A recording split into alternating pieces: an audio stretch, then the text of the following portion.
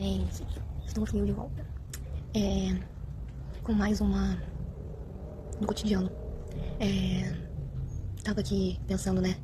O quanto que às vezes a gente busca o amor no outro quando a gente não se sente amado. Quando em algum momento da nossa vida, não sei, quando a gente era criança, ou durante a nossa adolescência, ou na nossa vida adulta, a gente de algum momento, em algum momento, esqueceu de o quanto nós somos amados. Mas Aline, do nada você chega assim, é, cara, todo dia a gente tem algo pra gente aprender. E quando a gente vai se relacionando com Deus, quando a gente vai aprendendo com o Espírito Santo, todo dia é dia de aprender.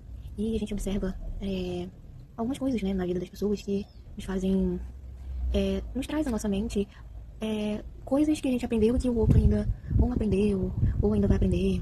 Que a gente também tá aprendendo, né? E uma das coisas é o amor, né? Hoje de manhã eu tava meditando sobre isso, né?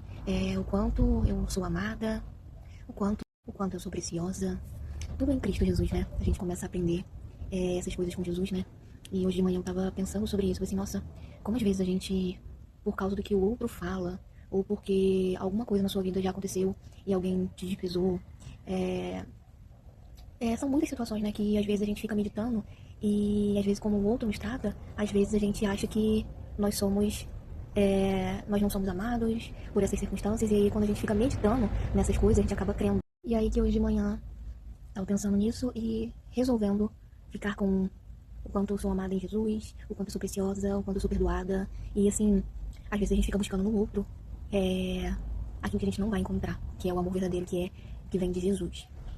O amor verdadeiro de Jesus, ele não busca nada em troca, ele somente ama. E é isso que eu falo um pouquinho no meu devocional, que tem ilustrações sobre isso, sobre Leia, né? Lia, que é a esposa de Jacó.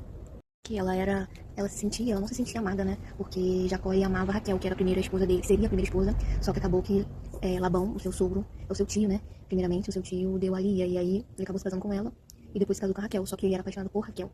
E em determinada situação, Lia, ela não se sentia amada por Jacó, porque quem não amava. E Deus, ele deu 4 filhos pra Lia. Deu um, deu dois, deu três e deu 4.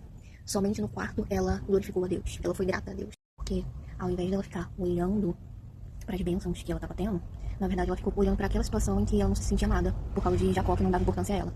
E o quarto filho que ela teve foi Judá. Judá representa Cristo. E ali naquele momento é que ela pôde glorificar a Deus. Ou seja, ela se sentiu grata, porque somente em Cristo nós podemos nos sentirmos felizes, amadas, gratas. E somente nele, nessa perfeição que é Jesus, é que nós conseguimos viver essa plenitude. Conseguimos sentir amadas, preciosas, perdoadas. E essa história assim é maravilhosa. E nós só conseguimos nos sentirmos amadas porque Jesus, ele é perfeito. E quando olhamos para ele, hoje de manhã eu estava pensando sobre isso, falei assim, nossa, Jesus, ele não olha para as nossas imperfeições, ele não olha para os nossos erros, ele não se importa com o que aconteceu de errado, mas é claro que ele quer que toda falha que a gente comete, a gente não cometa mais, ele nos direciona. Mas ele é amável ao nos direcionar, a nos ensinar. E o Espírito Santo, ele vai nos mostrando e é maravilhoso saber disso, sabe? Que não existe uma pressão, algo que te force a mudar. E aí que eu tava pensando, né, sobre isso hoje, né, de manhã, que muitas das vezes a gente, ao invés de olhar para Cristo, olhar a perfeição dele e tudo aquilo que ele fez por nós, por amor a nós, a gente às vezes decide olhar para as circunstâncias, olhar para o outro, quando ele não é amável com a gente se acha menos importante, e isso a gente tem que ter na nossa mente em que a gente tem que ser observador. A gente tem que estar sempre observando aquilo que a gente está cultivando dentro da nossa mente, porque senão a gente vai preferir cultivar aquilo que o outro fala e acabaremos deixando de olhar para aquilo que Cristo fez por nós na cruz, porque ele soluciona os nossos problemas, ele soluciona aquilo que a gente tem necessidade. Nele, nós conseguimos encontrar aquilo que a gente não vai encontrar no outro. E às vezes, quando a gente busca isso no outro, a gente acaba se machucando, se decepcionando. Você não vai encontrar alguém perfeito. Não vai. Jesus, ele é perfeito. Nós também não somos perfeitos, só que muitas das vezes a gente prefere. É mais fácil, né, olhar para os erros do outro do que olhar para os nossos próprios erros. E uma das coisas que a gente precisa de entender é que, para que a gente se sinta satisfeita, se sinta feliz, amada, perdoada, a gente só vai encontrar em Jesus. Porque quando a gente tem aquela necessidade de buscar amor no outro, e quando o outro não te ama da forma que você quer, você vai se decepcionar, vai se machucar. E isso vai te machucar. Então a gente precisa de aprender a buscar naquele que realmente é a fonte, aquele que realmente tem o que a gente precisa, porque o nosso olhar ele sempre busca a perfeição, só que ela jamais vai encontrar aqui na Terra, porque Jesus, apesar de ter vindo na Terra, ele Ele está sentado à direita do Pai. E está dentro de nós, está conosco, mas ao nosso olhar natural, nós não vamos encontrar essa perfeição aqui na Terra. A gente só pode ver a perfeição de Deus nas coisas. Só que nós, seres humanos, nós somos falhos e nós erramos. E entendendo que nós somos falhos, nós devemos entender que nós não vamos encontrar perfeição no outro. E eu não ia nem falar sobre isso, mas eu tava notando, que eu ia falar sobre o cotidiano, mas é o que eu tava meditando sobre isso hoje, né? E eu percebi uma situação hoje. E essa situação